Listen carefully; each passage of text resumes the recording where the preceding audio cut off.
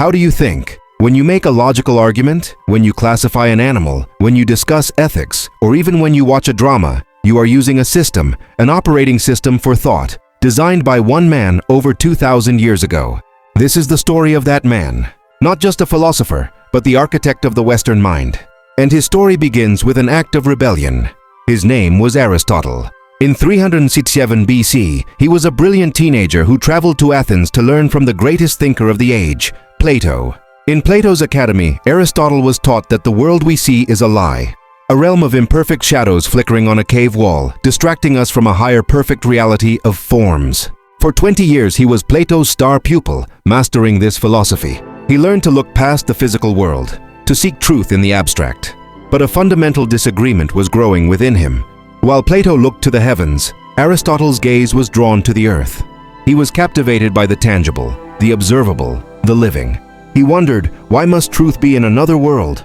Why can't it be found here, in the details of a leaf, the mechanics of a fish, the structure of a government? He started to believe that reality wasn't a shadow of something else. Reality was simply real, and it was waiting to be understood. This was more than a disagreement. It was the beginning of a revolution in thought. After 2 decades, when Plato died, Aristotle was not chosen to lead the academy. His path was now different. He had to leave the world of shadows behind to embrace the world of substance. His decision would set him on a new course, one that would lead him from the halls of philosophy to the court of a king, where he would be tasked with shaping the mind of a prince destined to conquer the known world. The rebellion was over. The experiment was about to begin. Leaving Plato's world of shadows, Aristotle stepped into the blinding light of power. He was summoned by the most formidable ruler of the age, King Philip II of Macedon, for a singular task: to mold his son, a boy named Alexander. In a secluded grove called Mysa, the world's greatest philosopher met its future conqueror. This was not merely tutoring, it was an attempt to forge a king with the mind of a philosopher. The curriculum was a fusion of Aristotle's new, world-focused philosophy and the practical needs of an heir. He taught Alexander not just abstract ethics, but the art of rhetoric to command armies with words. He instilled the virtue of the golden mean, balance and moderation, into a boy born with limitless ambition. Together, they studied biology, politics, and the epic poems of Homer, fueling Alexander's vision of himself as a new Achilles. Aristotle was giving the prince the intellectual tools to master the world he intended to conquer. But a deep-seated tension underscored their lessons.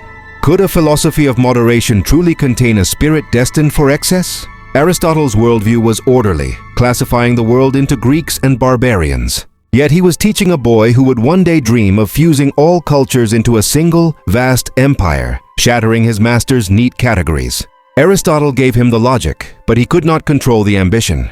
The philosopher was creating a force of nature he might not be able to predict. Their time was cut short. In 336 BC, King Philip was assassinated, and Alexander, at just 20, became king.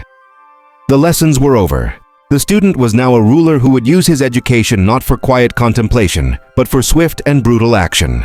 Aristotle's role as tutor was finished. As Alexander prepared to carve his name across the globe, the philosopher returned to Athens. His own greatest work was about to begin, to build a school that would rival his master's and attempt to catalog all of reality. Returning to Athens, Aristotle was now ready to build his own legacy. He established a school, the Lyceum, that would become the antithesis of Plato's academy. This new school had no formal classrooms, no static lectures. It was a place of movement, nicknamed the Peripatetic School, because Aristotle and his students were constantly walking, observing, and discussing. While Plato had taught them to look up, Aristotle instructed them to look down, at the world right in front of them. This was the birth of science as we know it. The Lyceum was not just a school, it was the world's first great research institute. Fueled by a relentless curiosity and backed by funding from his former pupil, Alexander, Aristotle launched a project to understand and categorize all of existence. He and his students dissected animals, laying the foundations for biology. They gathered the constitutions of 158 different city-states to create a science of politics. They studied the stars, the weather, and the nature of matter. It was a systematic effort to gather all human knowledge. At the heart of this project was Aristotle's most powerful tool, logic. He didn't just use it, he formalized it, creating a system of reasoning with syllogisms and deductive proofs that would dominate Western thought for 2 millennia. This was the engine that powered the Lyceum. He taught that the purpose of all this knowledge was to achieve eudaimonia, a state of human flourishing found through rational thought and virtuous action. He was building the operating system for the mind. For 12 years, this intellectual paradise thrived. While Alexander the Great was conquering the physical world with his armies, Aristotle was conquering the world of ideas with his students. But the two projects were dangerously intertwined. The philosopher's safety in Athens depended on the conqueror's power abroad. The Athenian people were growing wary of their Macedonian rulers, and by extension, of the king's former teacher. As Alexander's empire stretched to its breaking point, Aristotle's own world was becoming increasingly fragile.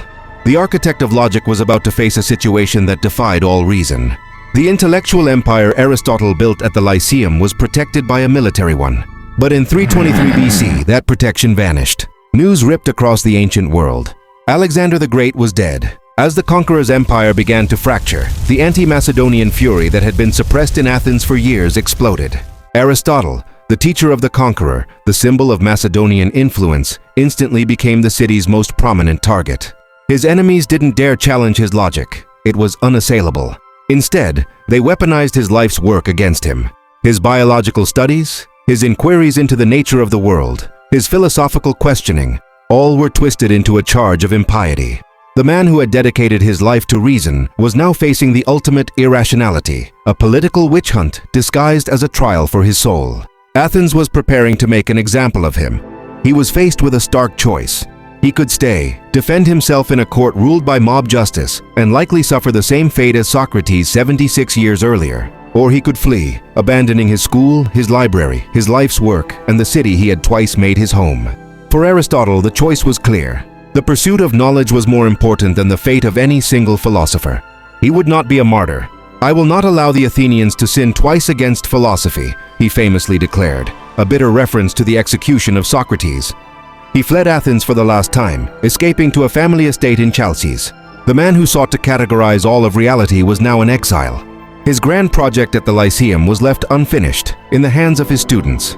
He had built an empire of the mind, but in the end, the chaos of the world had cost him his home. His own final chapter was now at hand. In exile, the man who had explained everything could not explain away his own end. Just a year after fleeing Athens, in 322 BC, Aristotle died, a quiet death from a stomach illness, far from his school, his students, and his library. It was an anticlimactic end for the most consequential mind in history. And for a time, it seemed his most important work had died with him. While his published dialogues were known, they were but a shadow of his true genius. His most profound works, the dense systematic lecture notes that contained the blueprint for his entire philosophical system, vanished. For centuries, the core of Aristotle's thought was lost to the world. The manuscripts were passed down, eventually hidden in a damp cellar in Asia Minor, where they rotted, eaten by mold and insects. The operating system for Western thought was nearly erased by simple neglect. It wasn't until the 1st century BC that these decaying scrolls were rediscovered, brought to Rome, and painstakingly edited by Andronicus of Rhodes. This was Aristotle's second birth, unleashed upon the Roman Empire, and later preserved and expanded by Islamic scholars during Europe's Dark Ages. Aristotle's logic, his science, his ethics, and his politics became the foundation of medieval thought and the Renaissance. He taught the world how to classify, how to argue, how to seek truth not in the heavens, but in the world around us. Thomas Aquinas would merge his philosophy with Christian theology. The first scientists would build on his methods of observation. The founders of modern nations would debate his politics. The man was gone, but the architect's designs endured. He created the very categories through which we make sense of the world. The system he designed is the system we still use, often without even realizing it. He built our mind. His work created the framework for Western thought, and the debate over his ideas continues to this day. We've started a legacy thread in the comments. What part of Aristotle's legacy do you see in the world today? Join the conversation and share your thoughts.